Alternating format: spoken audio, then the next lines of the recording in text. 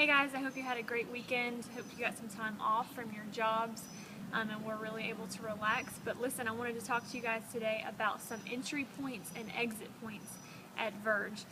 Lately, we have had some downturn in our attendance, and I think it's just all really attributed to the end of the school year.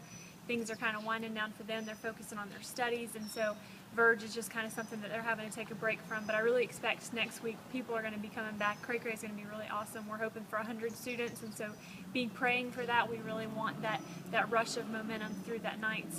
But really, when you think about entry points into Verge, you think about the way that students come into Verge. How does that happen? And that happens through events like Cray Cray or Summer's Dead or our Halloween Bash.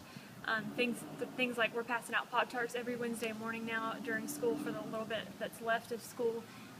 The kids really love that, and they really talk about, like, yeah, we heard about Verge, we know who you guys are.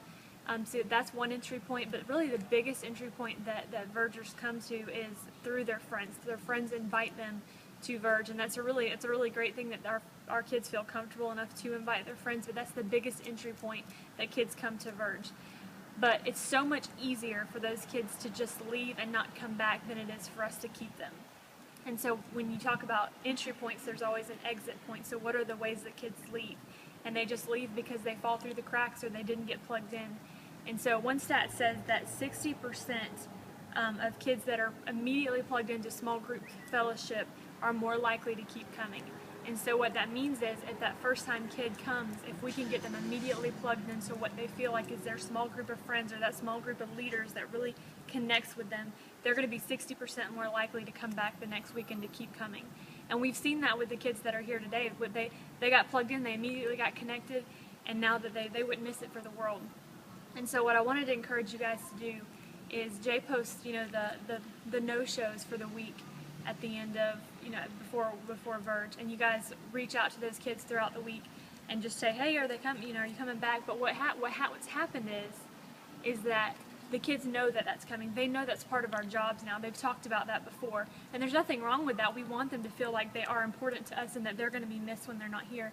But what I want us to do is to go above and beyond that the next couple weeks and find some kids at Verge that you may not be on your list, but that you really feel connected to, or you think maybe they're falling through the cracks. Start following them on Twitter, follow them on Instagram, friend them on Facebook, and really engage them in their posts and their comments, and try to engage them through social media, because that's how they connect. It may not be how we prefer to connect, but that's how they do.